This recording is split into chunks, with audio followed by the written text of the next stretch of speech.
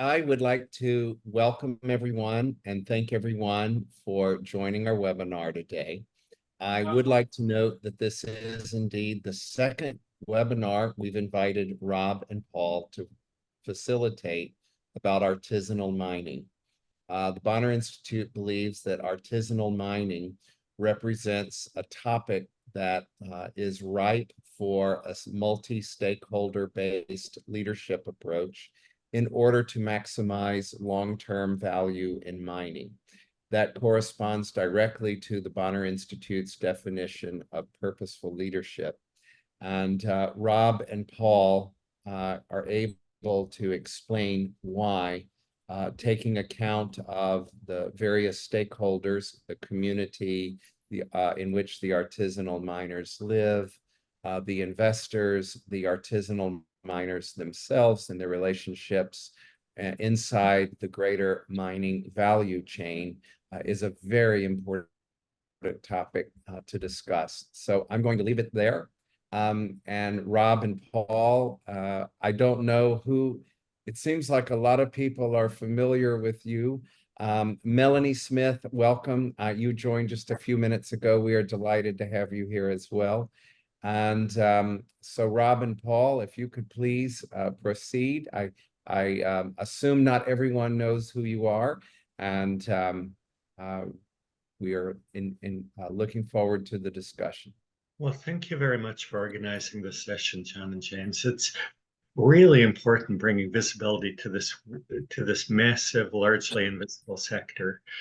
So for anyone who doesn't know me, my background is finance. I was in the world of corporate finance for 30 plus years, and the last several years have focused on responsible mining. And in particular, how can we reimagine what artisanal mining looks like from a transformation point of view? So what can formalization deliver? What does it mean for the dignity of work? What does it mean for the productivity of work? Why does it make governance sense for all the players end to end in the value chain?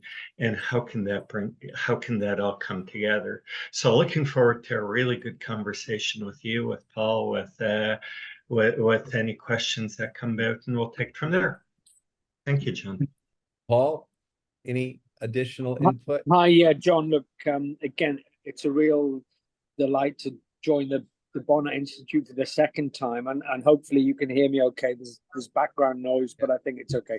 Look, from my perspective, it was a fascinating conversation first time around. It was also really challenging.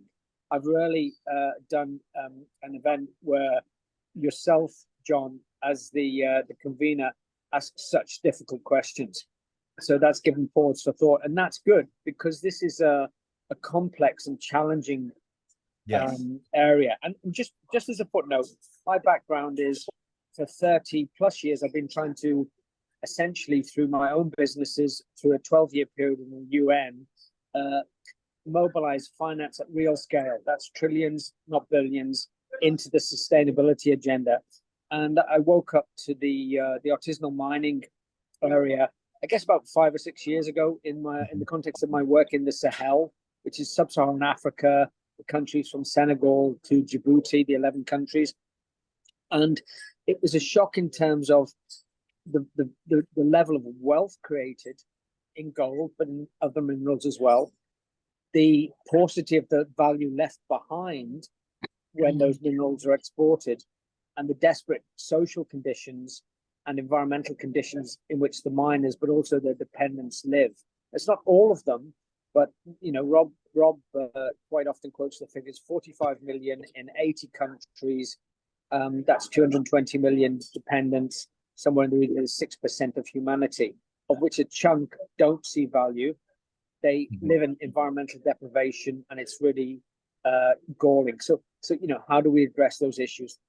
As I say, I've been in business, I've been in the UN for 12 years, but the mission is how do you actually drive impact on the ground in terms of resilience and empowerment. It's not about writing reports, it's not about advisory work, it's about affecting a difference on the ground. And I think we have an immense opportunity to do that right now. So, John, back over to you. But delighted, Bonar Institute is now, as far as I'm concerned, my #1 pick for 2023. Fantastic. Thank you very much. Well, I will send out a link to the recording of the first webinar, and because it might be of interest to people. So I'd like to start out with a question.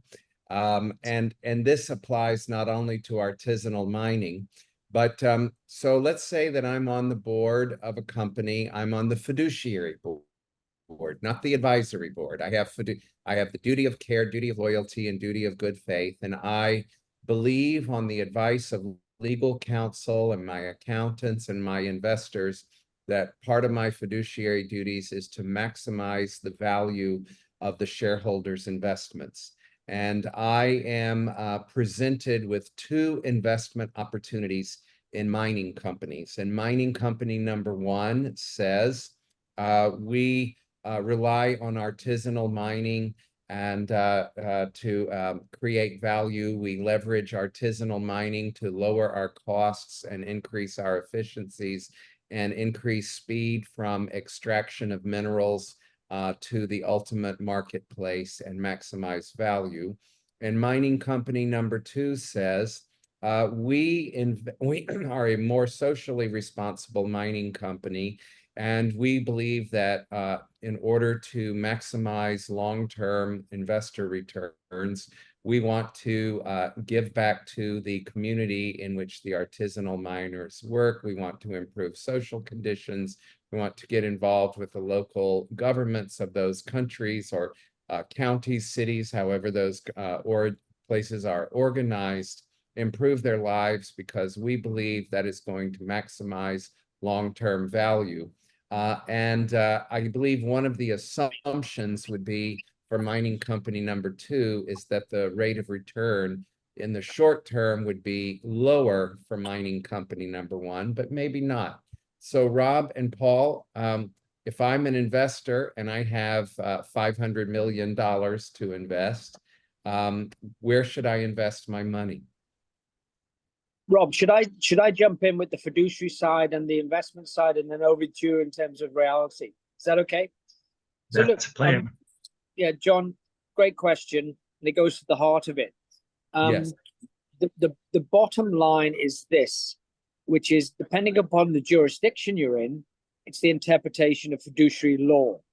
And the interpretation of fiduciary law is beginning to pivot. There's one interpretation, I'm being simplistic now, which is fiduciary law is locked across multiple jurisdictions, and it's about profit maximization in the short term, right? But, and I think this is the one I abide by, fiduciary law over a period of time in the context of investment has to adjust to where public policy is, and not just public policy in the jurisdiction, but where indicative public policy is in terms of multinational norms. To sort of translate that into English in the context of your example, is that the fiduciary board looking at the mining company has to ask two questions. It's one, how do we maximize return? Tick, that's core fiduciary duty. The second question is, how is the public policy and regulatory environment changing in a way that affects fiduciary law? And, you know, this is a contentious area. Back in 2005, when I was in the UN, we commissioned Freshfields Brookhouse Derringer, a law firm, a very well-known law firm. And they did a legal interpretation looking at fiduciary law in the context of equity and capital markets in the 9 major capital market jurisdictions. And their legal interpretation came down that fiduciary law is not locked. It has to respond to public policy changes and regulation. We've seen it in tobacco, we've seen it in asbestos, we've seen it in guns, we've seen it in a range of things. But fiduciary law has to adjust over a period of time to balance between the short term and the long term. Some people will argue strongly against that. In the context of your example, it's difficult for boards. So the boards of both those mining companies, whether it's absolute profit maximization or it's, I do not necessarily accept that by going down the socially responsible, or as we call it, the responsible investment route is giving up yield. It's protecting yield through resilience, not 40 years hence, not 30 years hence, but it's protecting yield in the context of changing public policy. This is complicated, but the bottom line and what we adhere to, and which now $121 trillion backing the principles for responsible investment launched by Kofi Annan in 2006, adhere to, is that fiduciary duty is dynamic. It's not instantaneous, but it has to adjust over time to public policy. In the context of artisanal mining, whether it's multilateral, the OECD guidelines, whether it's jurisdictional, take Ghana in terms of provision against environmental and social harm in a mining sense, whether it's any number of jurisdictions, investors have to be cognizant. They can't just say, we're going to go in, we're going to extract, and we're going to maximize. You open yourself to litigation, potentially a higher cost of capital. You might conclude with short-term heightened returns, but you're exposing the investors and the corporate body and the directors and the general counsel and fiduciaries on that board to unnecessary risks. That's where it's changing. It's complex, it's difficult, but I abide by protecting the long term is important as addressing short-term issues, and it's about fiduciary duty changing over time. I hope that answer is okay. It's a little bit legal maybe, but over to you and over to Rob. Yeah, so building off of what Paul said, and great question, John. You know, ROI is long-term by definition. It has a short-term component, but optimizing value is about the fullness of time. And in the fullness of time, when you think of a mining operation, communities make or break conflict-free operations, and the degree of trust that's built, whether social license is earned, whether there's a collaborative relationship or not, moves the bar on value and risks. Artisanal miners are, by definition, extensions of communities a lot of the time. They're traditional. They were there before a large mining project showed up. And a lot of the time, a large mining project is there because the existence of artisanal miners themselves was a clue that there's an exploration opportunity. So engagement isn't about charity. Engagement is about mutual win-win value over time that flips the narrative from potential conflict towards collaboration, and collaboration means value for all. So if you think about fiduciary duty as long-term value optimization, by definition, there's a community dimension to it because it'll make or break your project. By definition, where there's artisanal miners in play, there's an ASM dimension to it because they were there first. They share land concessions with you, and they're potentially early signals towards exploration.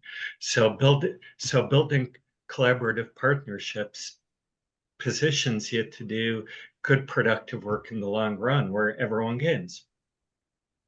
John, can I jump in with an addition to what Rob has said?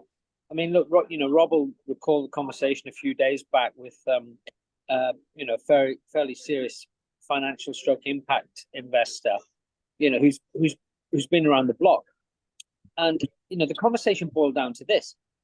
In terms of, let's say, for example, a debt product, looking at artisanal, more likely small scale mining in developing countries, how do you configure your capital stack in terms of, senior, junior, mezzanine tranches? What are the yields? What are the data that we have? How do you begin to understand where the opportunities lie and the returns lie, right? Mm-hmm. And in doing that, you can do it in two ways. You can do it through a purely financial lens, old school, and say, how do we extract as much as we can?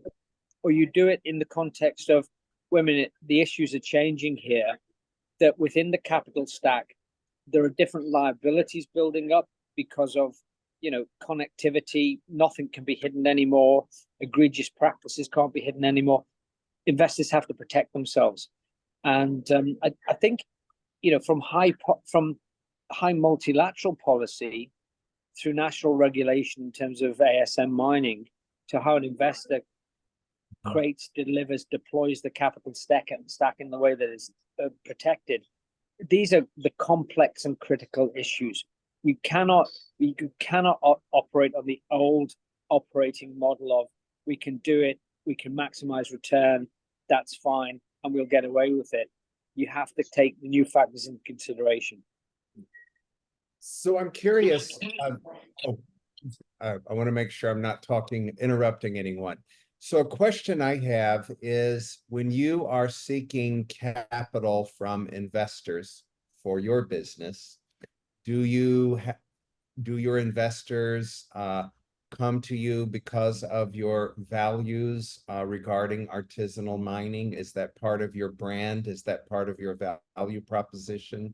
Do you reject investments if the values are not consistent? I'm just curious, to what extent do you live that reality?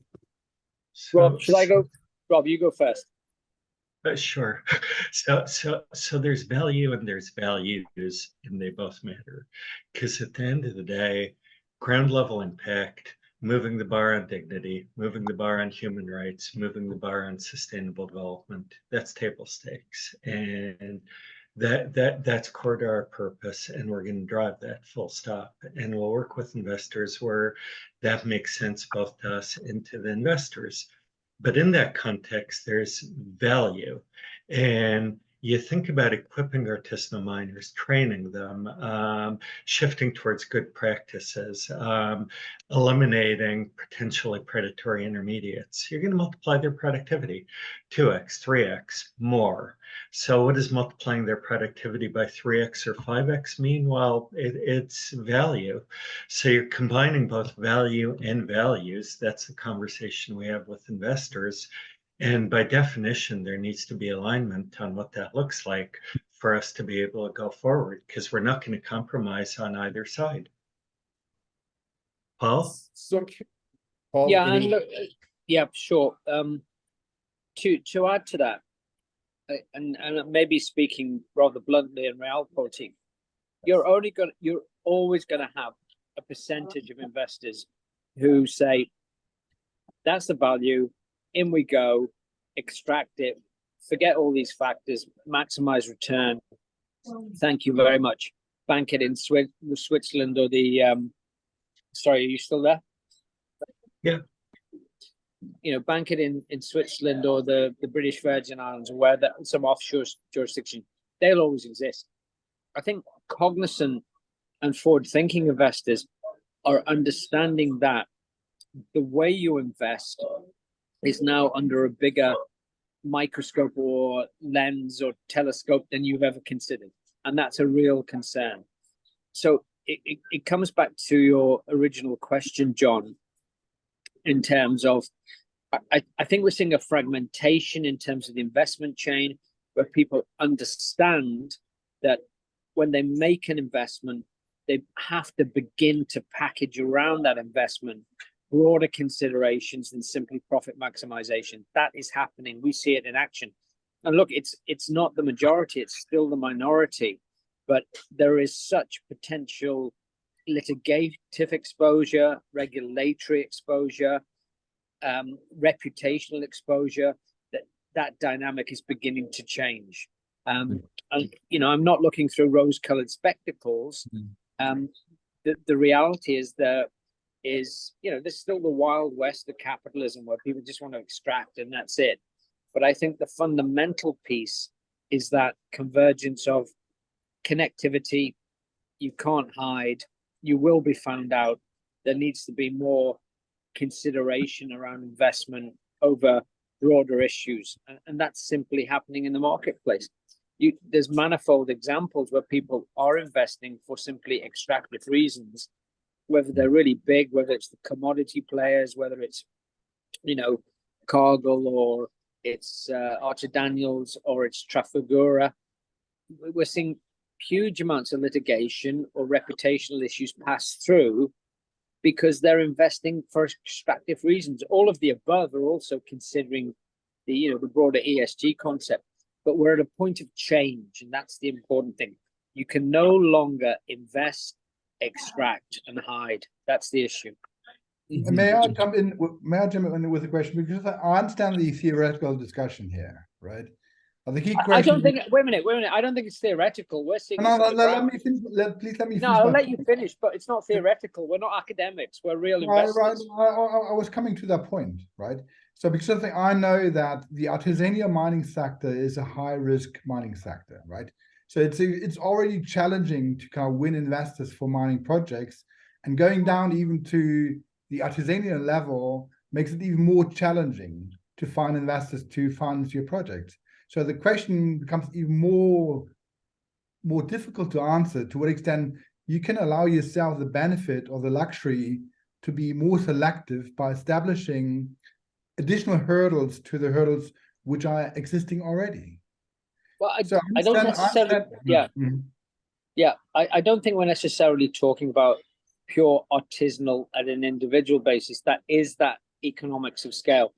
The pure artisanal, the small scale, I think has to be aggregated. I mean, we see that in Ghana, where one of the groups we're speaking to has aggregated 2,000 of the Gamasei, right? So that's artisanal but aggregated, right?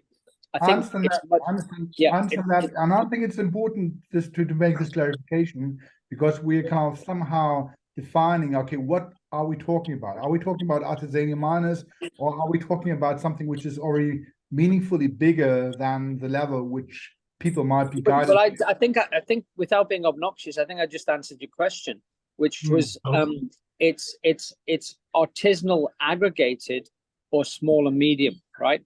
I mean, if you're talking about two guys in Burkina Faso with a pickaxe and a hoe, no, that's not investable. If you're talking about 2,000 with some sort of governance structure around them, which we see in different locations, the question is, it's not necessarily investable, but can we be creative or innovative in the way we direct capital to improve the environmental conditions, social, and the productivity of the mine? So, I mean, everybody on the call, John, Rob, different, but we all know this is complex. We can't simplify it. It's not about the individual artisanal guy with the pickaxe. It's not. It can't be. That's not investable. Well, I agree with you. So let me add to what Paul just said, because it's spot on. But here's a way of thinking about it, Mark. It's one thing to say there's a hill over there and there's 1,000 miners working side by side independently, and there's nothing investable there. So take that hill and take those 1,000 miners and formalize them into a single governance structure, a single cooperative or company. And all of a sudden you got something that's real. That's one thing. But then you go the next level up and say, okay, risk in any given location is a function of a whole lot of things specific to that location. So if we're gonna formalize not just in one place, not just in 10 places, but 100 or 500 places, then all of a sudden we're aggregating risk in a different way, where the productivity gains and the natural supply chain value wins out by a country mile over the micro specific risks of any given location. Rob, I'm fully buying into that. I'm 100% into that, and I kind of really would love to learn from you if you have any experience in in doing this aggregation. So what we try to do in Tanzania, for example, is kind of really building an ecosystem around a company with kind of people who are associated to the mining sector, like geologists, then kind of having people who kind of are really miners, kind of really creating an ecosystem which kind of somehow breathes the spirit of aggregation and making it bigger and making it financeable, rather than kind of just having a hill and a few people with a pickle, right? So I would kind of love to learn from you if you have experience in doing that in other countries, because I think, yeah, again, I would love to learn from you, right? And I was not questioning you, Paul, I was not questioning you or anything what you said. It's kind of was more my ambition to kind of really understand the kind of level playing field we're looking at. And I understand that the title of the webinar might be somehow, I wouldn't say misleading, but I think it was requiring some additional explanation of what exactly are we looking at. So that was, I didn't want to kind of be confrontational. I just wanted to understand what we talk about, and then kind of really love to learn from you if you have made any experiences to that effect kind of really aggregating the sector in other countries? Yes. Listen, Rob, out of the gate, I try to be confrontational when the questions are difficult, because I think it leads to a more interesting debate. So All right, forgive okay, me. good. Yeah. Follow. So where are you from? Yeah, I'm living in Germany. I'm living in Germany. We established a company in Tanzania a couple of months ago as a mineral trading company, and kind of really tried to build an ecosystem around the mining sector, of the small and medium-sized mining sector, not necessarily the artisanal miners, but really the people who are experienced, kind of also to bring in an excavator and kind of really kind of forming a kind of an ecosystem which is in itself stronger than the individual. Yeah, so the short answer, and then I know Kevin's got some thoughts, so we can pass it to him in a second. But the short answer is what Paul and I have done is we've built a consortium with several partners, folks like Levin Sources, folks like the Alliance for Responsible Mining, and several others. And these are organizations deep experience in exactly what we're talking about. Going to a specific location, driving the formalization process, the aggregation process, and changing outcomes through that. And we could probably set up calls after this, Mark, if you'd like to dive in. But there's a couple of keys. One key is this isn't one size fits all. This is different in different places because starting point realities are different in different places. A second point is that solutions aren't imposed, they're developed collaboratively. So what that means is starting with the voices of miners and local communities. They are the alpha and the omega of this. And the third point is it's multi-stakeholder by definition. It's not working exclusively. It centers around the miners and the communities, but it takes in what's the path to the refiner, who are the other stakeholders, the regulatory and so on, to develop solutions that are potentially that are sustainable and that make sense to across the board, all the key stakeholders. But I think, Kevin, you wanted to say something or add something or ask something? I mean, to Paul's point, I will be confrontational as well. I hear what everyone's saying, and Paul, I kind of introduced myself before you joined. I mean, I was one of the people that started with the Zimbabwe Declaration in the 90s, and then was one of the former people that founded Chasm. That was the multi-stakeholder group founded by the World Bank and British government, and a few mining companies and NGOs and academics. Estelle did her internship with us then. That's when she got into artisanal mining. So I hear what you're saying, but a lot of this has gone around before. Key points to mention are formalization sounds good from afar, but formalization works in different social contexts. A lot of people think they can adopt the sort of socialization processes you would use in the agriculture industry into artisanal mining. It's been done in some circumstances, in others it won't, depending on the commodity. Industrial minerals, maybe. Precious minerals, it's not going to work in a diamond sector or the gold sector. Formalization as well, when you work in artisanal mining, very much dependent on the legislation. Keep mentioning Galamsey in Ghana. They have had the best legislation, or sorry, one of the best legislations in sub-Saharan Africa since 1986 or 9. Yet they still struggle. And you've got different types of artisanal mining differentiated there, from small scale, artisanal, all the way through. Nobody puts it illegal. But again, it hasn't incentivized formalization. Now, if we are going to help the sector, we have to understand how you truly incentivize formalization, rather than just thinking you can come in from afar and ask people to work together, because that's a sort of neo-colonial attitude to trying to take to artisanal mining. That's number one. Number two, investment. Having worked in the private equity sector and also as a mining operator, it's not as easy as you think. I mean, how do you invest in these groups? What are the environmental social safeguards going to be in place? How are you going to then sell the product on in the market when these safeguards have to be in place? Number three, fact check. Artisanal mining corporations are not always on the place of artisanal mining. Clear ones have been. You know, Bullion Hulio in Tanzania, I can mention. There's places in Ghana, but it also happens the other way around. Artisanal miners and miners play cat and mouse. You can guarantee you put a drill rig up in the middle of somewhere and artisanal miners will come, and likewise, they've used both ways. So it's that cat and mouse. Third, artisanal miners and communities are not always one and the same. In some parts of the world, the artisanal miners, it's cultural, it's been a livelihood for generations. In other parts, there's a lot of migrants coming in. Now that creates real social tension.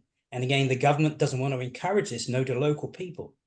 So I think when you do these, I would recommend, someone said earlier, don't reinvent the wheel. There is a plethora of information out there on how and the pitfalls of formalization, pitfalls of mining companies, whatever size, working with artisanal miners in a legal framework and formalization, etc., and how you could then sell the product. So I think that whole ecosystem of research should really be looked at rather than perhaps inadvertently trying to reinvent the wheel here. But the devil's advocate question to that is, you've been working in it since when? 1986? Yeah, thanks. That just told my age. You Yes. know, I know, and no disrespect, what's changed? What's changed is, to be honest, thousands of consultants have made a lot of money on it. Take Ghana or Tanzania, for example. The amount of studies people have done from Western universities and PhDs. I said once, if every Galamsey whose photo was taken by a researcher was given the money, we would have solved the problem.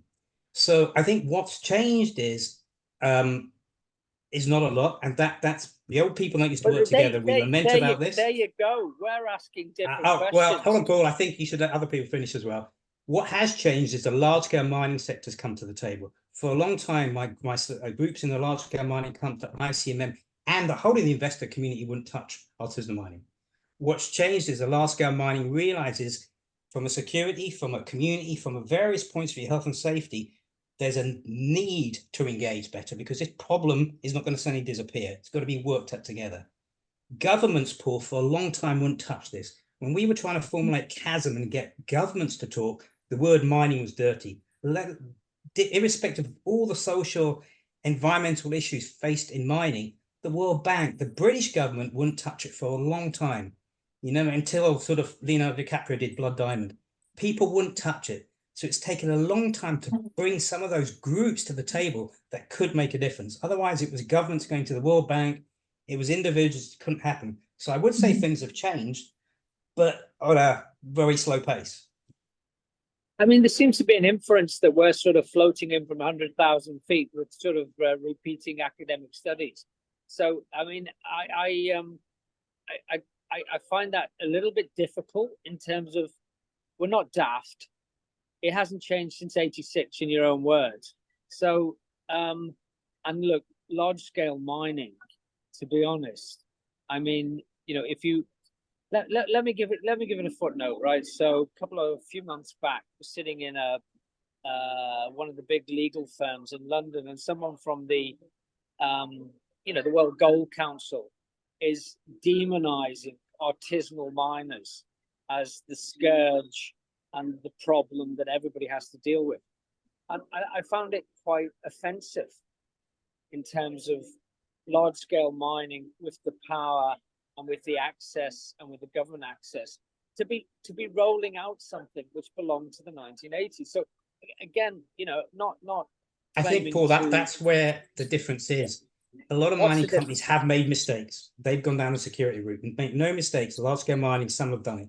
Others have tried. We go to Tanzania, AngloGold Ashanti, Barrick got together. The boards agreed it. We had World Bank backing. It was going to be a very good test project with the government, with formalized groups to try and help the gold sector there.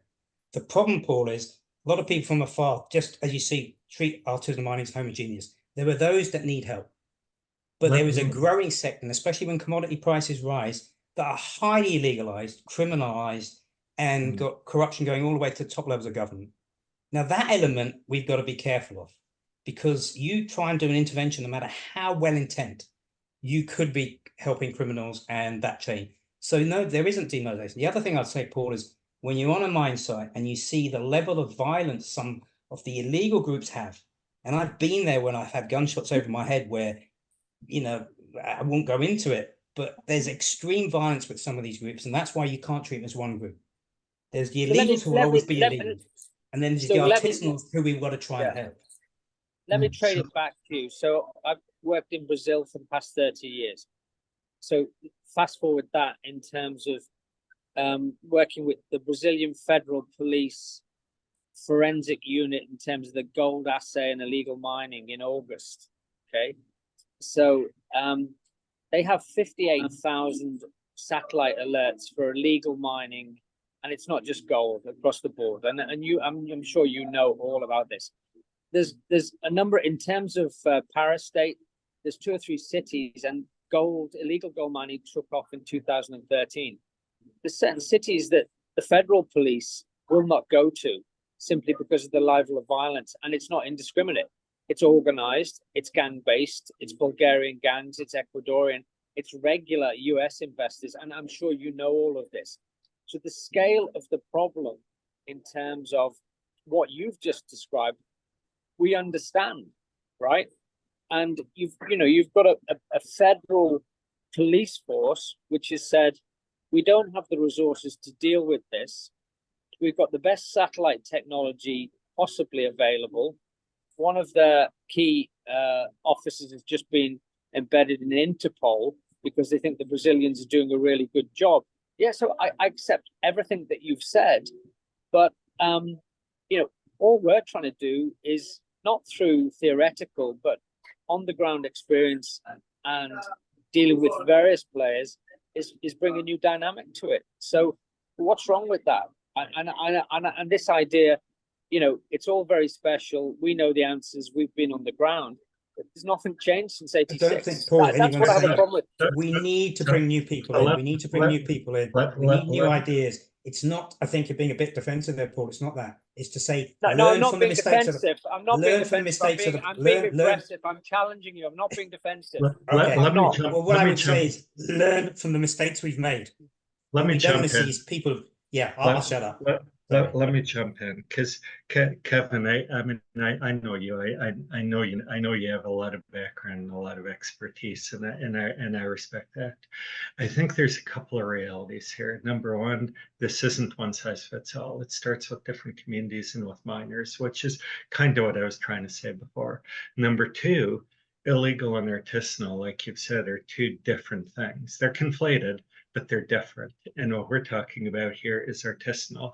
We're not going to go after illegal. And number 3, there's a massive amount of experience, both academic and practical, that Paul and I are leveraging. So, with partners like Estelle, with partners like Patrick Shane, and both their teams and some others, we've by definition tapped into world-class, deeply experienced expertise.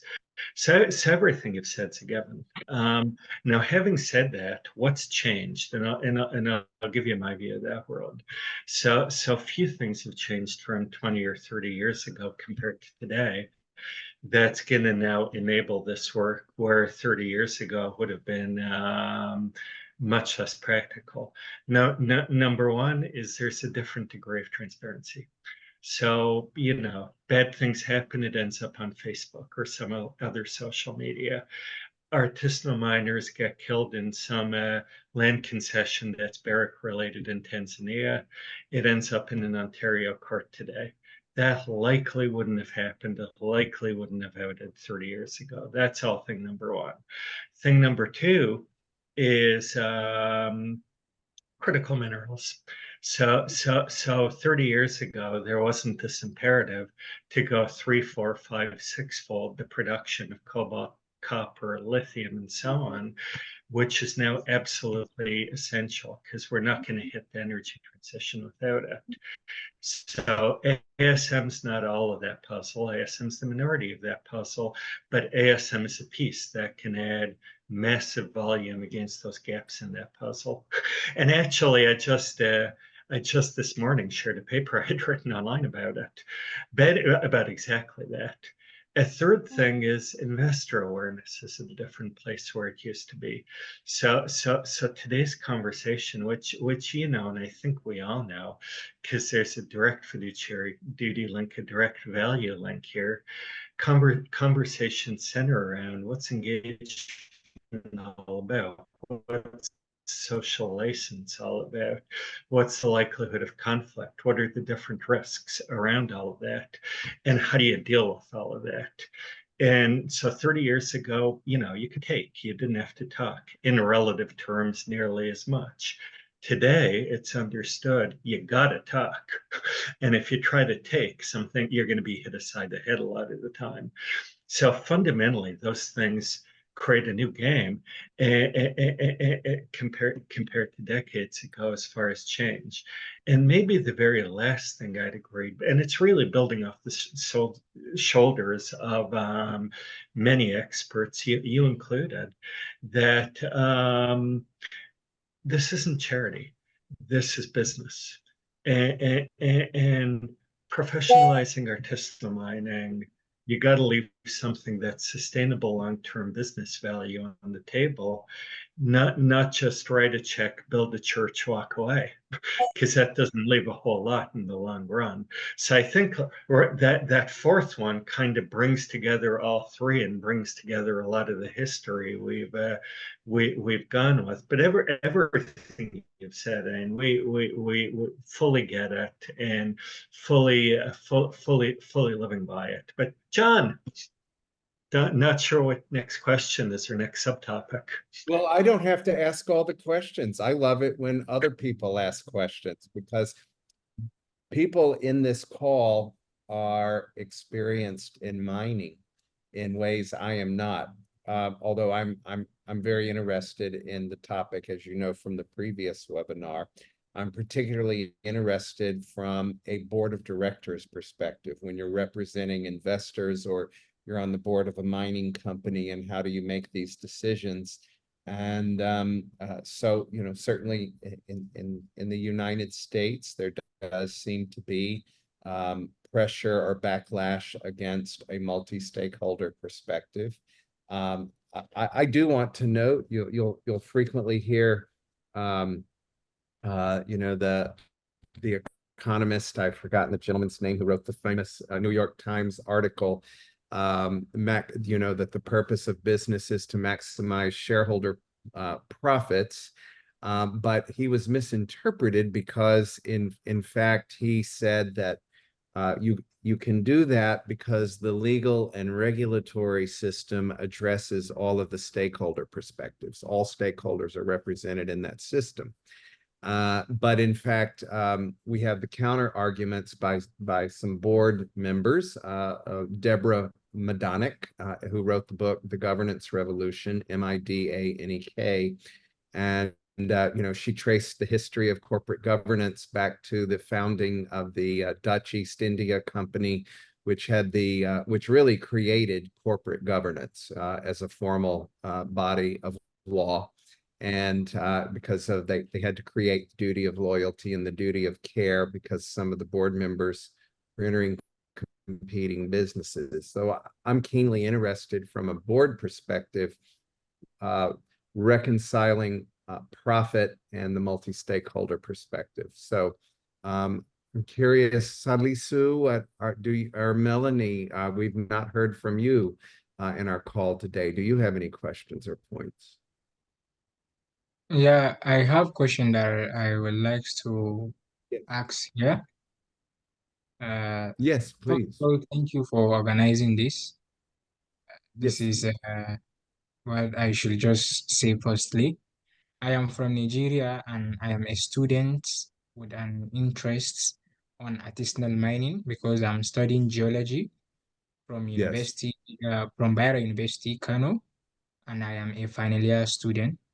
So it was so breathtaking when I saw this on LinkedIn. So my question here is, as a beginner, so I want to know how to start this kind of business and how to get like connection with experts, those that are good uh, in the business of these artisanal miners.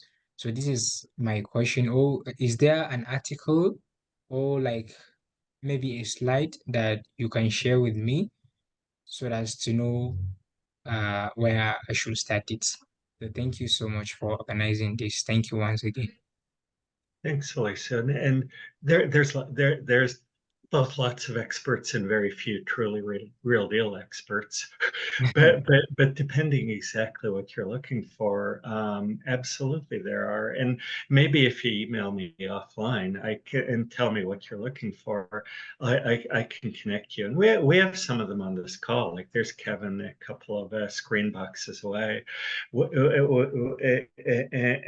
the network that Paul and I have, we're very connected to a broad array of experts in different parts of this. So email me offline and we can help with that. So Lisa, may I, Rob, can you share your email address publicly? Yes, Sure. Put it I in the will. chat feature, perhaps that might work. I will. have a- I will. Sorry, I can I will just do say to that. Salusa, Yeah. Salaam yes, alaikum. I'll be glad to get the email so that we can discuss there. If I want something or ask question, I can ask direct even without the webinar. But I'm very excited when this is my first time of having such a meeting with like people from abroad like this. So thank you so much. No, it's great So that you've We're joined, and delighted. I've shared my email in the text So, box. Salisu, I'm curious, when you talk about starting a business, are you thinking about starting a business that would employ artisanal miners and yes, work with mining? That's what you, so aggregating. So Rob had mentioned businesses, organizations that aggregate, and Mark, I believe you too, instead of working with individuals one-on-one, you would work with a group. You would start up basically what I would call an employer of record business that maybe would, are you thinking of hiring them as independent contractors and then you would represent them and be a broker perhaps on their behalf? I'm assuming that's the kind of business you are looking at. Can I okay. recommend something to Salusa? Salusa, visit the Hmm. Ministry of Solid Minerals Development in Abuja. There's been a lot of work done by Nigeria and also the States, including Kano, where you work. So there are projects available in varieties. There's a lot of gypsum projects available and some gold projects. But through Abuja, through the Ministry of Solid Minerals Development, they have a special small-scale mining unit that was set up many years ago by the World Bank. A lot of great documentation, and it also shows you the availability of small-scale mining assets that are either there's a license available for them or they've been licensed and there's people working. But the Ministry of Solid Minerals Development, again, we've got a lot of great information there for investors and our miners alike. Yeah. Okay. Thank you so much for this. By God grace, I will visit there and ask and even check because I can say I am a baby in this kind of business or in the field. So I'm excited and extremely happy, like to have such a webinar with you. Thank you so much.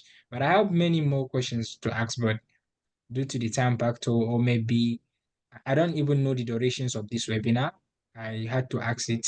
Is it for just 1 hour or 2 hours? Or the question session will be like 30 minutes or 15 minutes? So I don't know, maybe there are a lot of people that wants to ask such a question, but I have like 3 questions, but I just only asked one. Well, So it's an if I hour, will be given a but chance, I but will. but feel free to email us after, and we can reply or we can even book time. Okay. Because really appreciate the interest, and it's hard joining one of these when you haven't before. So thank you. But Thank you. but but John, back to your question about governance for a minute, and I'll say a little bit, and then pass it over to Paul. At the end of the day, whether you're a mining company, a refiner, or an end customer, and you're at a board level, you need to care, and it's part of your fiduciary duty. Why? Because business is about people at the end of the day. So what does it mean? If you're a mining company, you interact with a neighboring community, you get along or not, there's trust or not, there's conflict or collaboration. You've got artisanal miners potentially sharing your land. Again, you get along or not, there's trust or not, there's conflict or collaboration. Put simply, value destruction or value addition. Then you go down the chain and all the way through to end customers at the end of the day who use the minerals that are mined. And if you can demonstrate that it's responsibly not mined, versus if you cannot demonstrate that, it moves the bar on your risks and it moves the bar on what you can market. Because if you sell a product and it turns out that part of the mineral was dug up in an irresponsible way where abuses of people were involved, that's not going to be a good corporate look for you. And the truth will out eventually, potentially. So it lowers your risk, but it also gives you the ability to market yourself as responsible inside, which is very different than not being able to say that. And if you're the intermediates in that chain between the miner and the customer, let's say you're the refiner on down, traceability, the ability to follow product from mine to customer, it's not mature. We all know that, but it's getting more mature by the minute.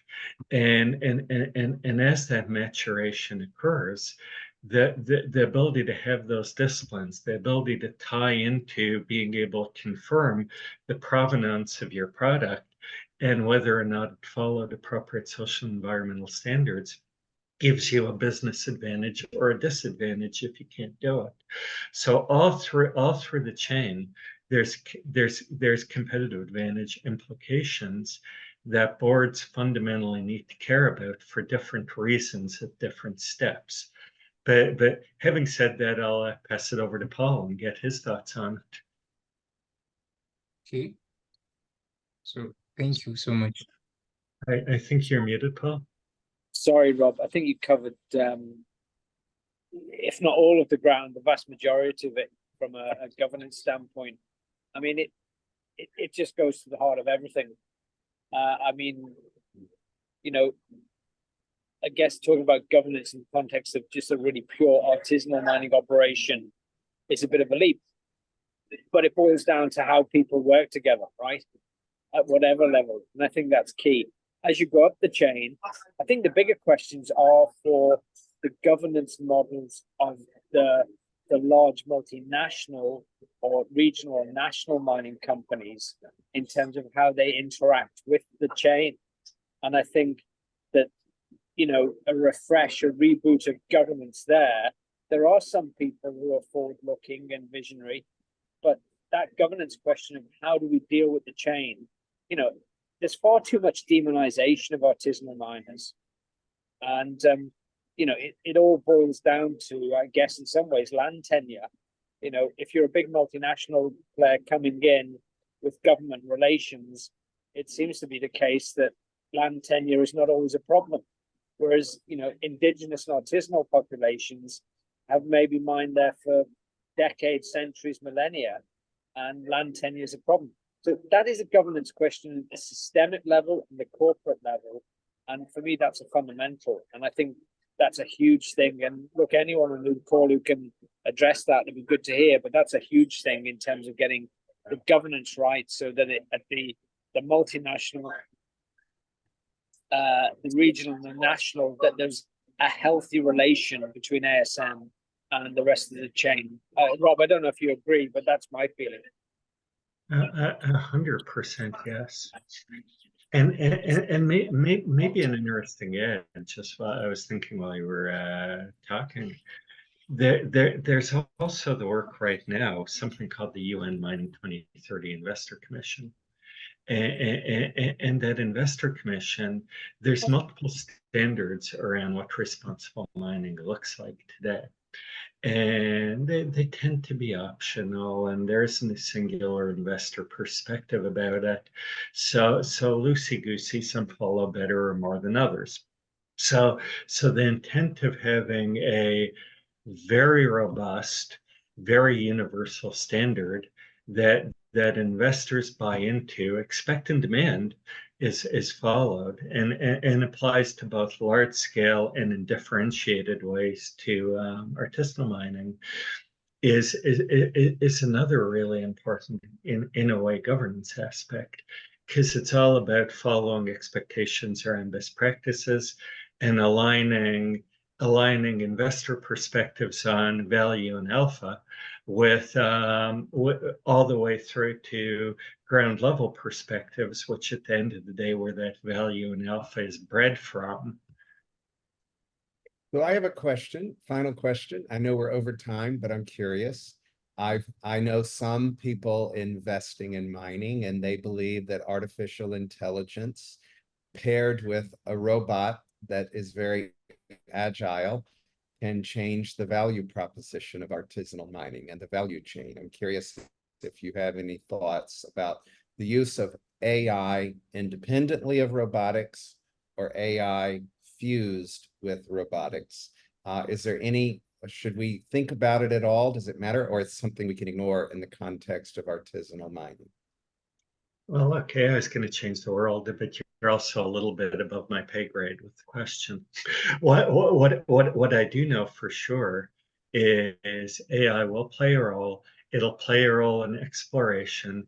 It'll also play a role when it comes to community engagement and understanding the broader geographic, socioeconomic context in the region of a potential mine.